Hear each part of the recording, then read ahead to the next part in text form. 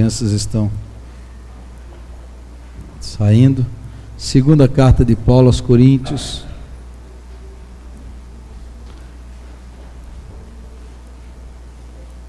Hoje e o próximo domingo eu vou falar quando Deus diz não. Depois eu vou falar sobre quando Deus diz sim. Então, quando Deus diz não e depois quando Deus diz sim. 2 Coríntios capítulo 12.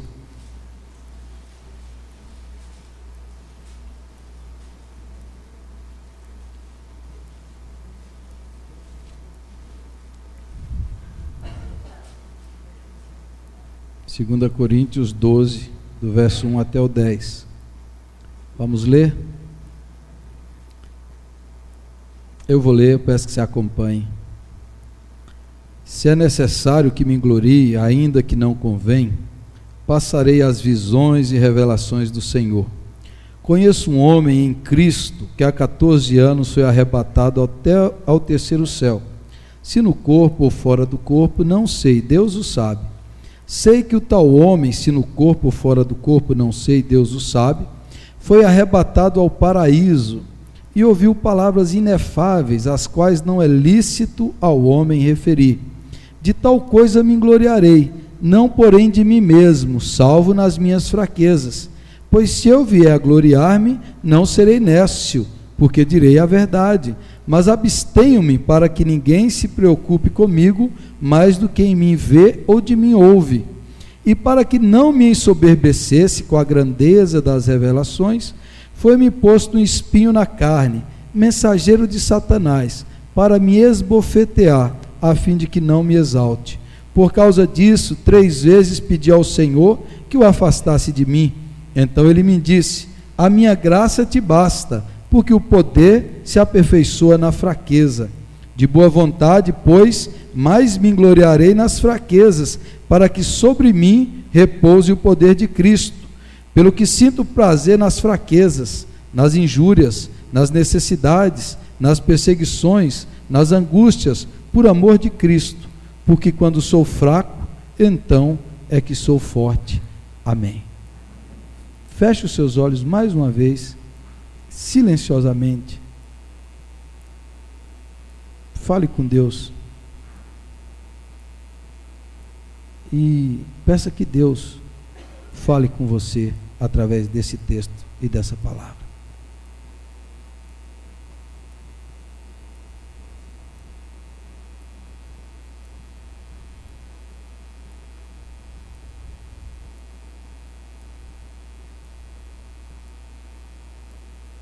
Senhor, que a nossa mente e o nosso coração estejam atentos, concentrados, receptivos à mensagem que o Senhor tem para nós. Que ao ouvirmos a Tua palavra, possamos ser tocados e transformados por ela, em nome de Jesus. Amém. Quando Deus diz não, quando nós oramos e pedimos e clamamos a Deus e pedimos ao Senhor algo, ou um milagre, uma bênção, uma intervenção, e Deus diz não. Eu não sei se você já teve essa experiência, mas eu creio que sim, porque todo cristão já orou, já pediu, já buscou, e a resposta não veio. E aí a gente tem que lidar com a frustração, com a decepção. Eu conheço pessoas que abandonaram a fé, abandonaram a igreja porque pediram coisas para Deus e não aconteceram. Esses dias assisti aquele filme Deus Não Está Morto, e tinha lá um professor ateu, e o ateísmo dele era fruto de quando ele era criança, ele pediu para Deus curar sua mãe, e Deus não curou. Como Deus não fez o que ele queria, ele deixou de crer em Deus. Falou, um Deus que não cuida de um menino não existe, e deixou de crer. Então esse é um assunto muito sério. Muita gente entra em crise por causa disso e fica frustrado, fica chateado, porque Deus não ouviu, porque Deus não me respondeu. Às vezes a gente ouve testemunhos, e na nossa própria vida nós já vimos tantas respostas imediatas, ou depois de um período, mas já fiz muitas orações, E Deus disse não para essas orações. E essa é a experiência do apóstolo Paulo. Domingo que vem eu vou falar sobre a experiência de Jesus, mas essa é do apóstolo Paulo. Esse homem orou a Deus, pediu para o Senhor 3 vezes, e Deus falou: não vou responder, não vou dar o que você está pedindo. E aí você precisa entender bem aí o contexto que o apóstolo Paulo está defendendo o seu ministério, porque os irmãos de Corinto estavam questionando o apóstolo Paulo, a sua autoridade, falando: não, Paulo não é apóstolo, não é isso, e ele começa a se defender. Aí no capítulo 10, capítulo 11, ele começa a falar os sofrimentos, as lutas, as batalhas. Aí no capítulo 12 ele fala: olha, eu vou ter que falar que eu não queria. E ele fala: eu conheço um homem, que era ele mesmo, que eu fui até o céu, fui arrebatado, eu ouvi as coisas de Deus inefáveis, eu ouvi coisas indizíveis, e eu fui até lá, e Deus mostrou para mim aquilo, e daí eu voltei, e para que eu não ficasse soberbo, Deus permitiu que o mensageiro de Satanás me esbofeteasse, me fizesse sofrer, e por causa disso eu orei a Deus, orei para que o Senhor me livrasse daquilo. Ele não me livrou. Então esse é o contexto, o que Paulo está dizendo. Eu sofri, e aí muitos estudiosos já se debateram: que espinho na carne é esse?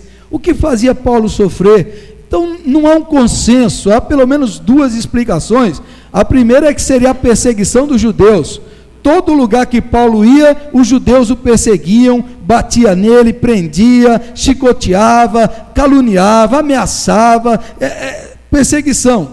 A outra possibilidade, que é a que eu acho que talvez seja a que tem mais base bíblica, é que Paulo sofria de uma enfermidade, uma doença nos olhos.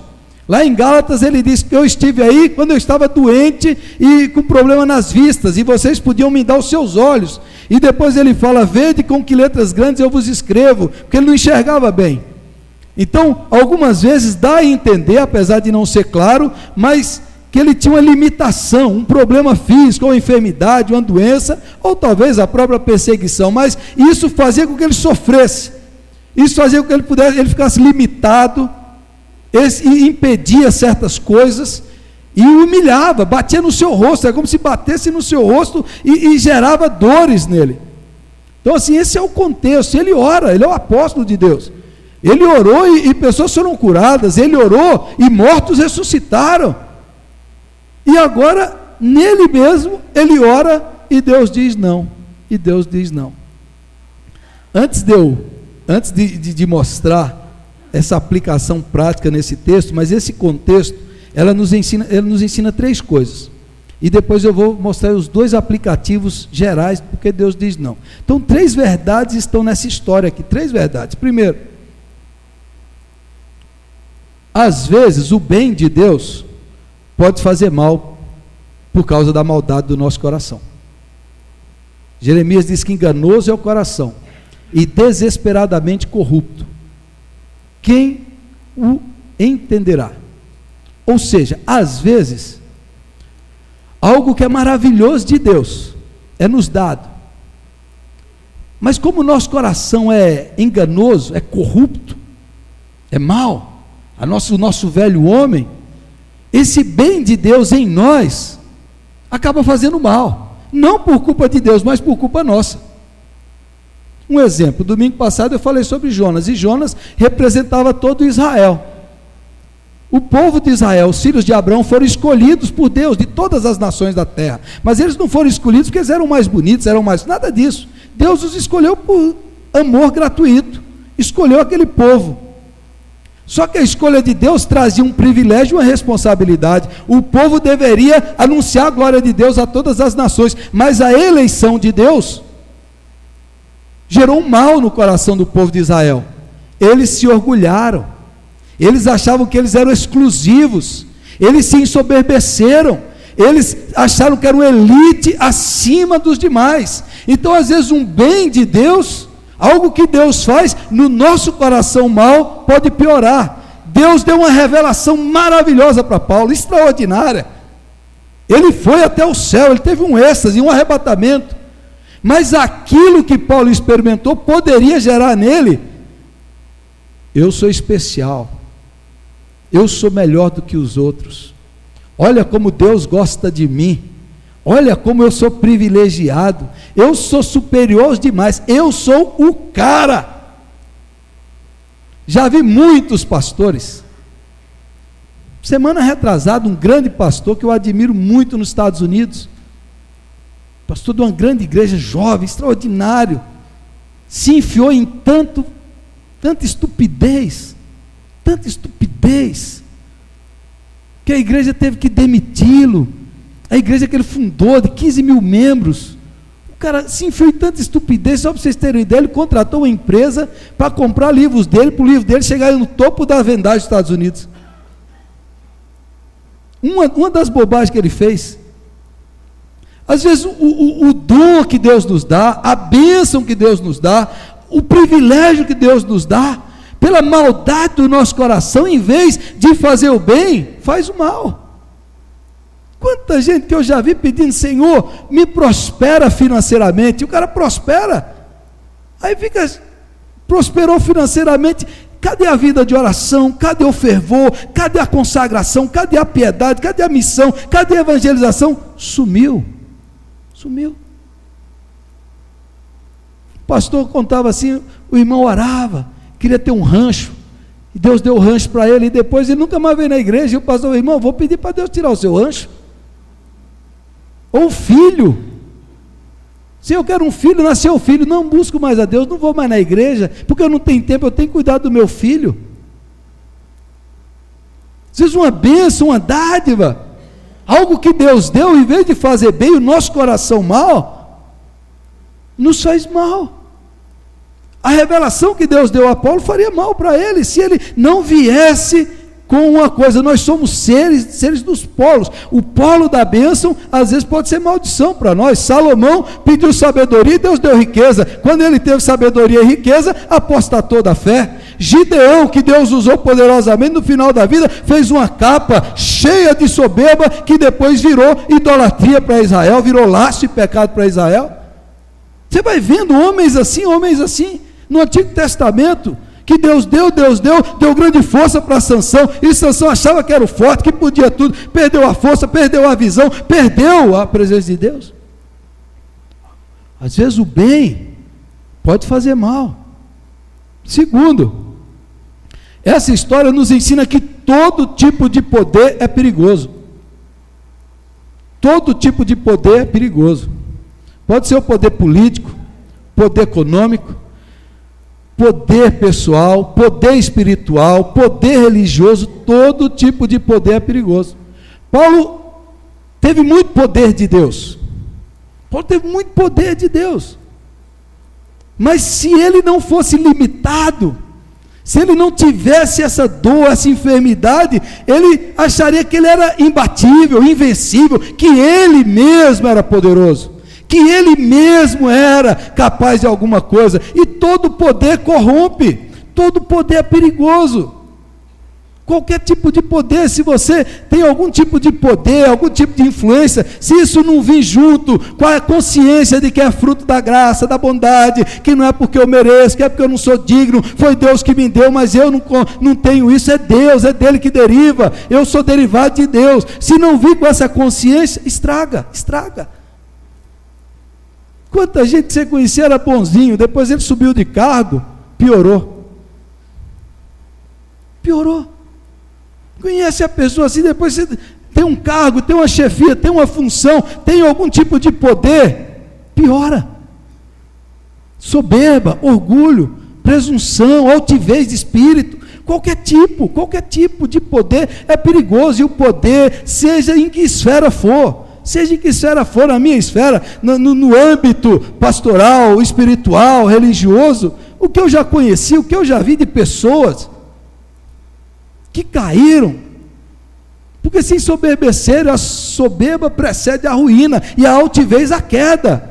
Quantas vezes a pessoa, não, olha isso, e ele cai, porque ele acreditou que ele era poderoso, que ele era especial. Às vezes eu vejo alguns pregadores, vejo algumas canções de louvores, e o pessoal canta assim: não, você é especial, você é isso, e o cara, você é especial igual todo mundo é especial para Deus.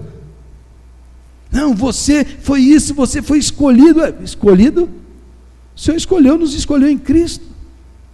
Mas todo mundo quer ouvir uma mensagem que faz que ele é superior aos demais. Eu sou superior aos outros. Eu sou especial. Eu sou diferente. Eu sou diferenciado. Eu tenho um poder especial.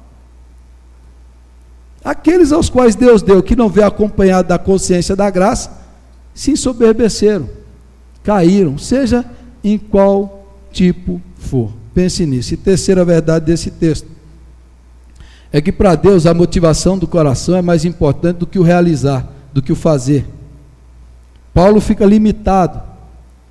Se ele não tivesse esse problema, ele poderia fazer muito mais. Mas Deus fala, não importa o quanto você faz, importa como você faz. Importa como você faz. Você podia fazer muito mais orgulhoso, soberbo, presunçoso, glorificando o seu nome, mas o que importa para Deus é a atitude do seu coração. O que importa para Deus é a motivação da sua alma, é como você faz. Você está fazendo para provar que você é capaz, que você consegue, que você faz e acontece, ou você está fazendo dependendo de Deus, da graça de Deus, da bondade de Deus, ou você está fazendo por causa de você mesmo. Para Deus não importa se você faz muito, acontece muito, importa como você faz, como está o seu coração. Ou seja, Deus está muito mais interessado no que acontece dentro do que fora. As coisas que acontecem fora da gente, é porque Deus quer ensinar dentro da gente. Paulo diz, Deus está falando, Paulo, não importa o quanto você faça, eu quero ver se o seu coração está em mim, se você depende de mim, ou se você está cheio de altivez e de soberba. Porque no nosso mundo a gente conta muito o que a pessoa faz, o desempenho, quanto que ela conquista, quanto que ela fez. Agora a questão de Deus é como é que está o seu coração. Quem é que foi glorificado? Foi você mesmo ou foi o Senhor? Quem é que é o centro? Quem é que você busca? Esses dias alguém colocou um vídeo de louvor na internet e fala assim, louvor, você está fazendo isso errado. Aí vem lá um grupo de louvor e começa a falar, grande sou eu, louvado seja eu, exaltado seja eu, e aí o louvor canta, tudo para eu. E nós vivemos uma geração de egolátricos e egopáticos, pessoas que idolatram a si mesmo e glorificam a si mesmo, pastores que estampam na frente dos seus prédios o nome dele e a foto dele. É o nome dele, é a foto dele, é o ministério do fulano de tal. Cantores evangélicos que cobram 10, 20, 50, 100 mil reais para fazer um show de adoração. Você já viu um show de adoração? Você já viu alguém pagar para ir num show de adoração? Um show de adoração. O nome, o estrelato.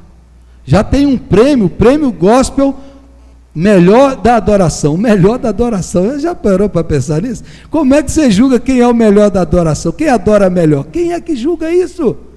É Deus. Aqui nós só temos um espectador, é Deus. É Deus. Só Deus é que é a plateia, e só Ele é que vai julgar se o culto foi bom ou se foi ruim, porque é Deus, é para a glória de Deus. Tudo que a gente faz, Senhor, é para a tua glória, é para a minha. Então Deus está olhando para dentro.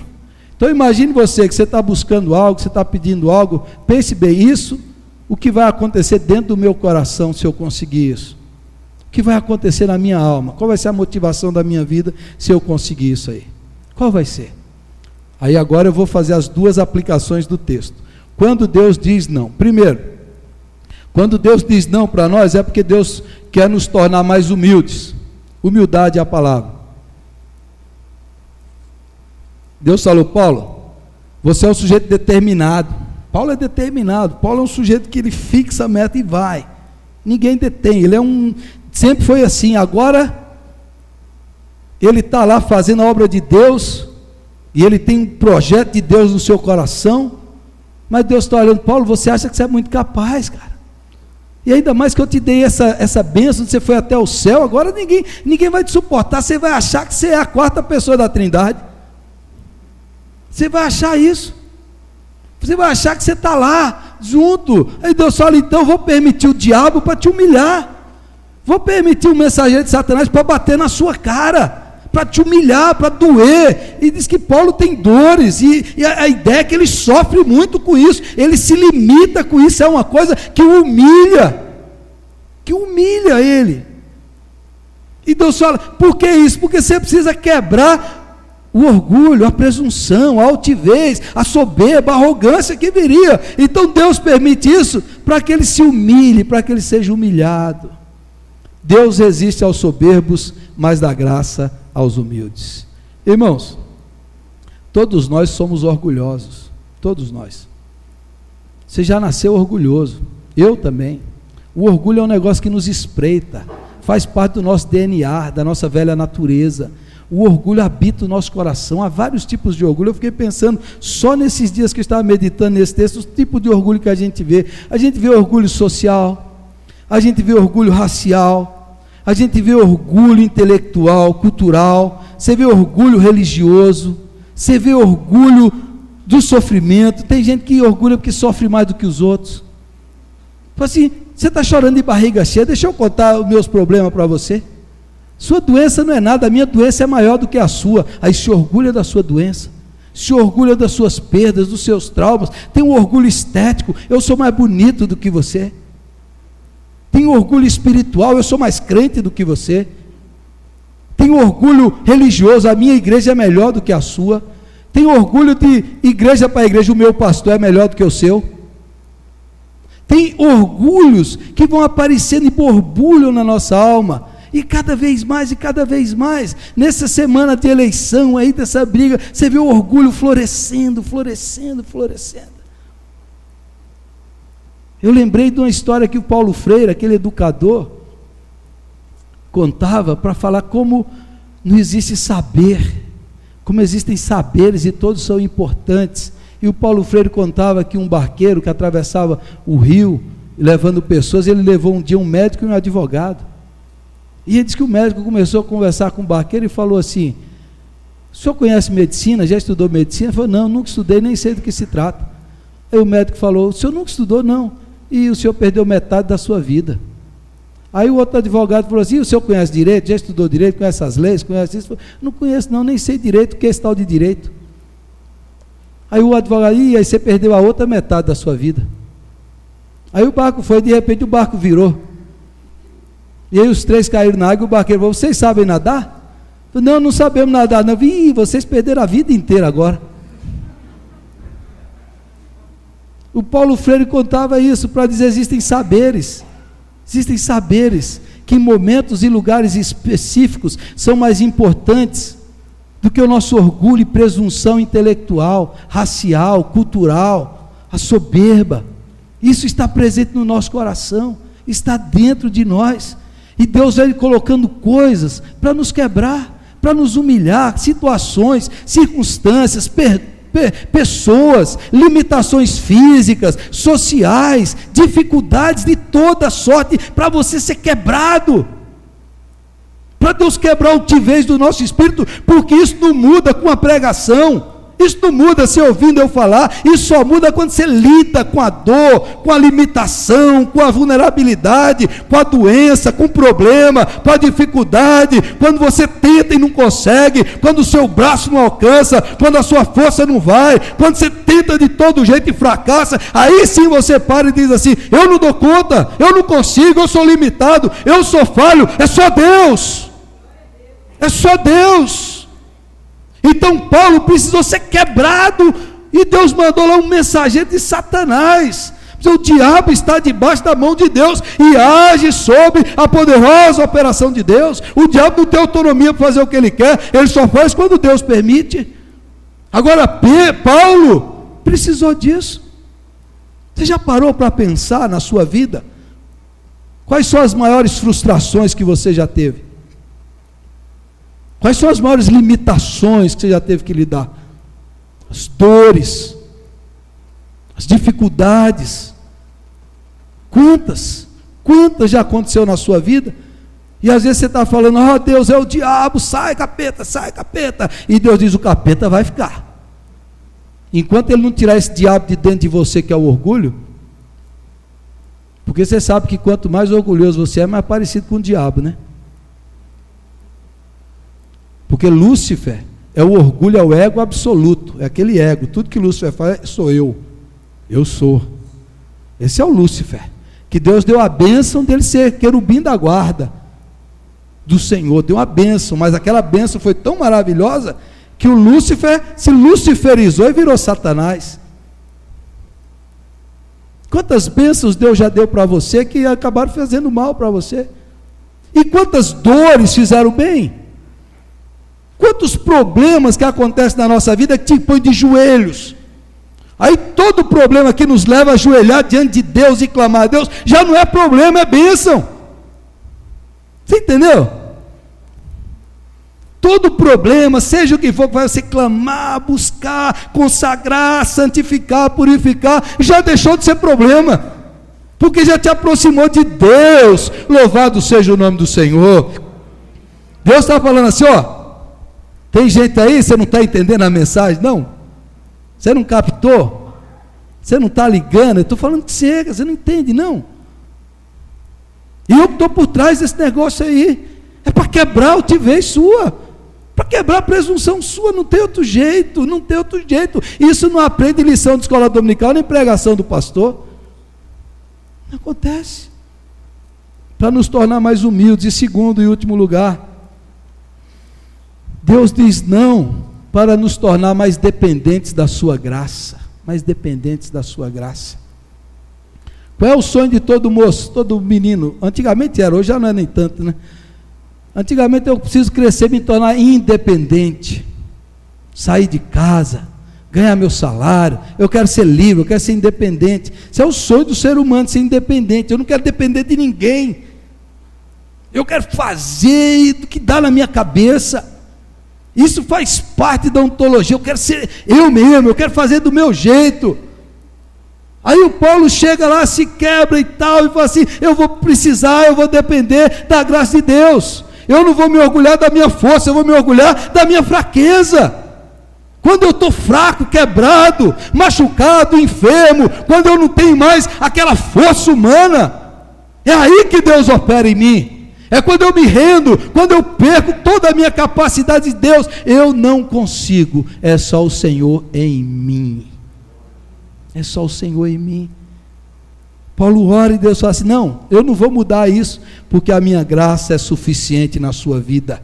Você vai ter que lidar com isso o resto da sua vida, mas a graça vai ser suficiente, e você vai aprender não se exaltar na sua força, mas se exaltar na sua fraqueza, porque Deus opera quando a gente está fraco, quebrado, vazio, humilhado, despojado, entregue, rendido no altar, colocado diante do Senhor. É assim que Ele opera.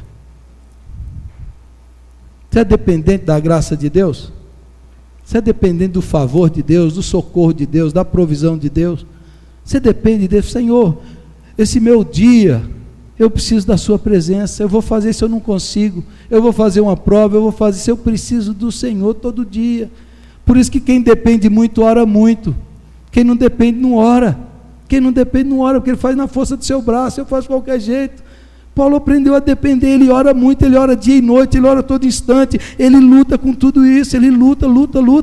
E falou, eu dependo do Senhor, eu dependo do Senhor, não dependo de mim mesmo, dependo da graça, que a graça de Deus é suficiente. A graça de Deus é suficiente na minha vida. Qual o mal que já aconteceu com você, entre aspas, que foi um bem?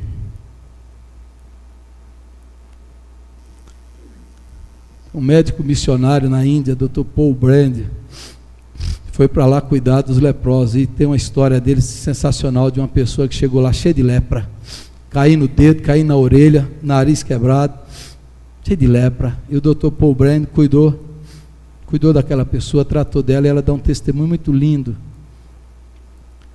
Essa pessoa leprosa diz assim, eu dou graças a Deus pela lepra, porque a lepra fez com que eu conhecesse o Dr. Paul, e a lepra fez com que eu conhecesse a Jesus Cristo, meu Senhor e meu Salvador. Aquele grande mal da lepra foi o grande bem da salvação. O que tem acontecido na sua vida de limitação, de deficiência, de problema, que você ainda não entendeu que é Deus que está querendo comunicar uma bênção para você? É Deus que está querendo ensinar algo para você. Deus está querendo mostrar para você, dependa, confie na minha graça, eu não vou te abandonar. a minha graça é suficiente, ela vai suprir suas necessidades, ela vai te sustentar, ela vai te proteger, a graça de Deus não vai te desamparar. Confie, o favor de Deus é abundante, a misericórdia se renova a cada manhã. Confie nele, confie. Que você está tão preocupado, porque você anda tão assim que você confia na conta do banco, você confia nas pessoas. E Deus está colocando graça. Aprenda a depender de mim, depender dos meus favores. O doutor John Stott, que faleceu 2 anos atrás, o maior pregador desse século, expositor da Bíblia, John Stott, escreveu o último livro dele, O Discípulo Radical. Tem um capítulo dele lá, que ele escreve sobre isso, dependência. A característica do discípulo é que ele depende. Ele diz: eu fui capelão da rainha da Inglaterra, fui um dos pastores mais famosos do mundo, fiquei doente, fiquei velho, ele diz, fiquei idoso.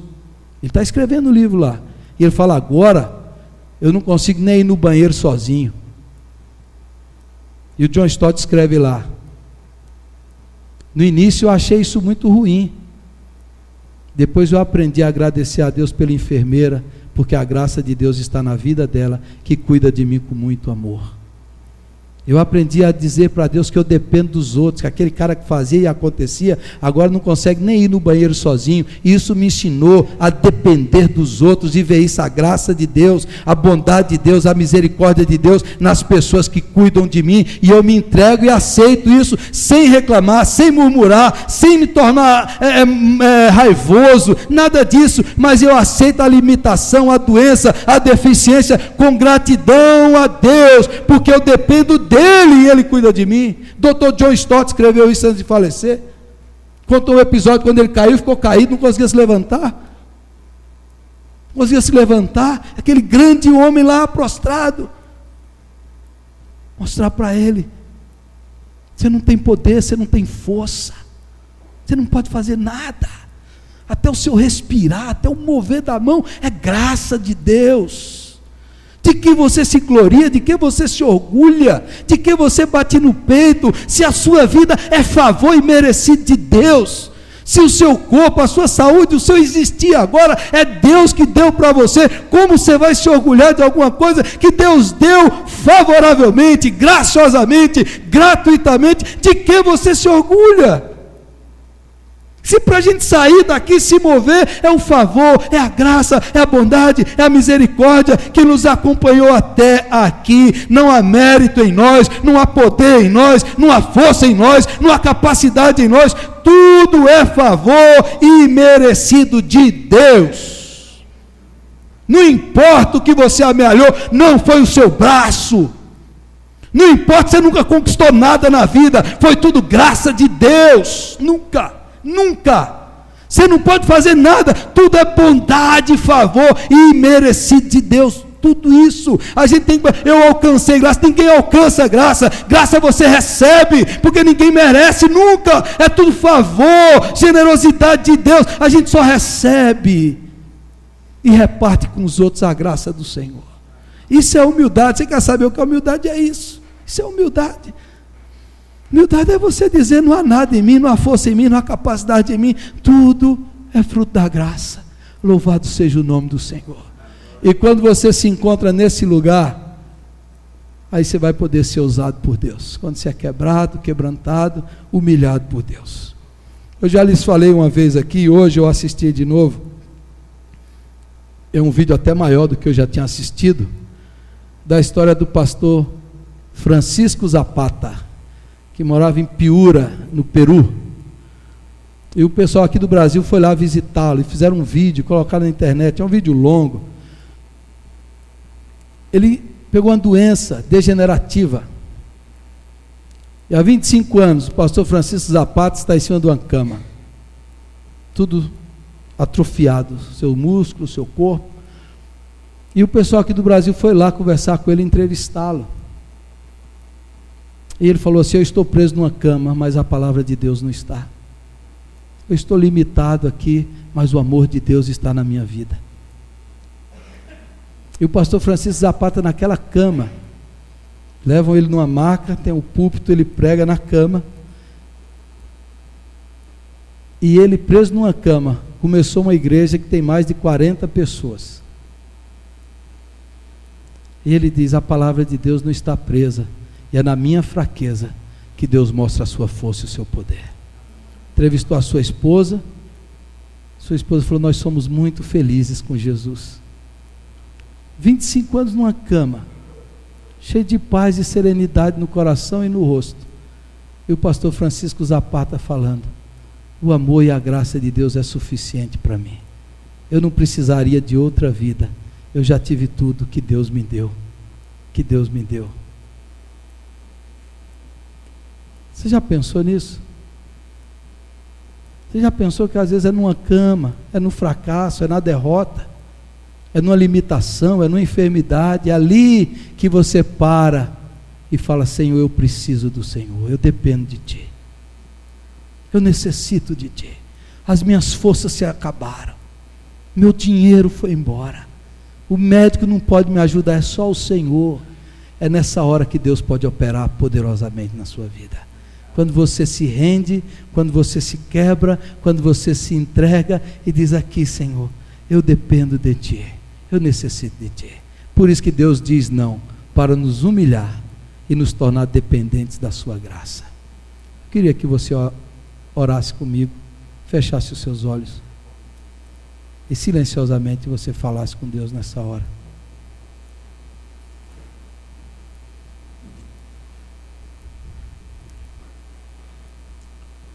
Quais foram as dificuldades que você já passou, as limitações, as respostas negativas de Deus, que Deus está te ensinando a confiar, a depender, a se humilhar?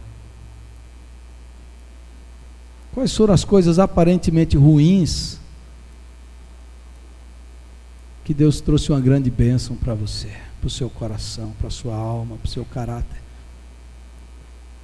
Feche os seus olhos, silenciosamente, peça para o Espírito Santo falar com você agora. Peça para o Espírito Santo mostrar para você.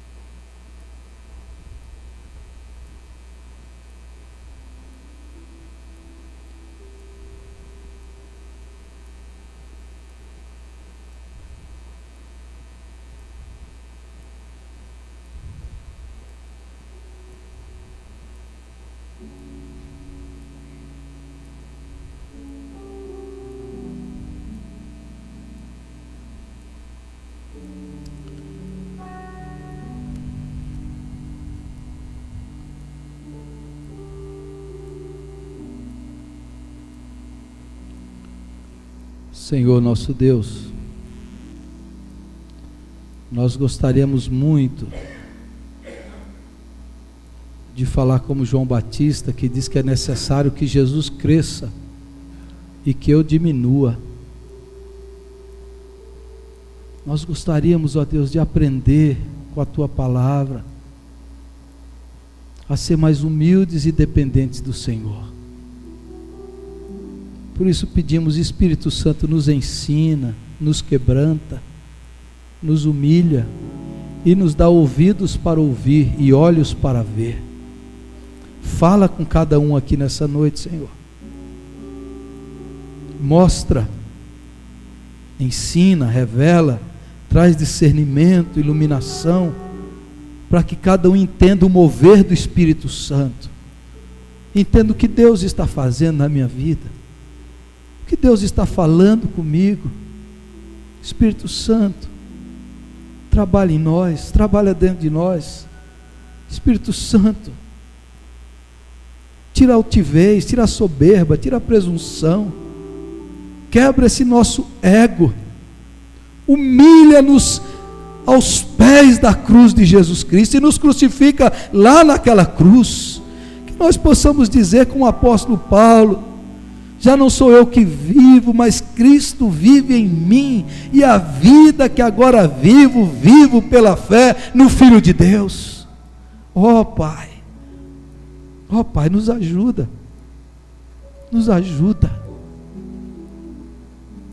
a sermos mais humildes, como o Senhor Jesus foi humilde de espírito, como Ele se esvaziou naquela cruz, como Ele desceu da glória, se fez homem, se fez servo, se fez escravo, e foi até a morte de cruz.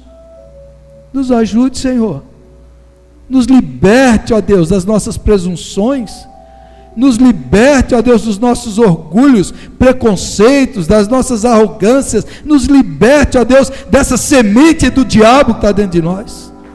Põe dentro de nós o Espírito de Jesus, o Espírito humilde do Filho de Deus, que dá a Deus toda a glória, não a nós, Senhor, não a nós, mas ao Teu nome dá glória para sempre. Que Jesus Cristo seja glorificado, engrandecido, que Jesus Cristo seja revelado em nós, e que o nome de Jesus seja glorificado, meu Pai. Perdoa os nossos pecados, perdoa, Senhor. Quantas vezes queremos roubar a Tua glória? A glória é Tua, o louvor é Teu, a honra é Tua, e tudo que temos vem das Tuas dadivosas mãos. Tudo vem da Tua bondade e da Tua generosidade. O Senhor nos amou, mesmo miseráveis pecadores.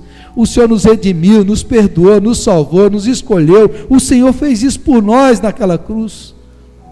E agora, quando vamos participar do corpo e do sangue, do pão e do vinho, nós trazemos gratidão no coração, humildade na alma, para receber o cálice, o pão, o sacramento da salvação. Faz isso, ó Deus, em nome de Jesus aqui, que ao tomarmos esse pão e esse cálice, seja o símbolo da vida de Deus dentro de nós, seja o corpo de Cristo em nós, o sangue de Cristo em nós, Senhor, dentro de nós. Por favor, meu Pai, não nos deixe viver do mesmo jeito, não nos deixe seguir o curso desse século, mas que possamos ser parecidos com o Senhor Jesus, semelhantes a Ele, para a glória dEle, por meio dEle, porque tudo é para Ele, e é no nome dEle que eu oro, que eu intercedo por meus irmãos e por minha vida. Guarda-nos na Tua graça, porque a Tua graça é melhor do que a vida, porque a Tua graça é suficiente, e ó Deus, que o Teu poder se aperfeiçoe na nossa fraqueza, que o poder de Deus se manifeste no vaso de barro que somos nós, mas que o poder de Deus se manifeste em cada um aqui, meu Pai, o poder do Senhor, o poder do Espírito Santo. Em nome de Jesus eu oro, e eu te agradeço por tudo. Amém, Senhor.